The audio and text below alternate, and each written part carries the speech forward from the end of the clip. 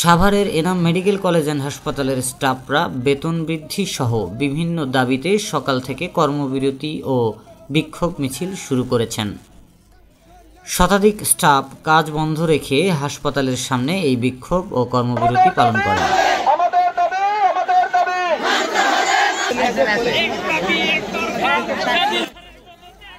তাদের দাবি বেতন বৃদ্ধির পাশাপাশি বিভিন্ন কাজের শর্তাবলী সংশোধন করা। কর্মবিরতির ফলে হাসপাতালে রোগীরা চিকিৎসা সেবা পেতে সমস্যা অনুভব করছেন। হাসপাতালের কর্তৃপক্ষের সাথে আলোচনা শুরু হলেও সেখানে ব্যাপক হট্টগোল সৃষ্টি হয়।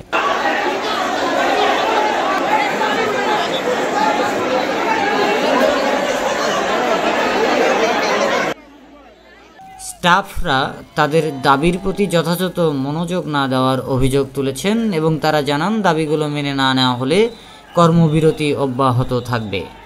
এই পরিস্থিতিতে হাসপাতাল কর্তৃপক্ষ দ্রুত আলোচনার মাধ্যমে সমস্যার সমাধানের চেষ্টা করছে বলে জানা যায়।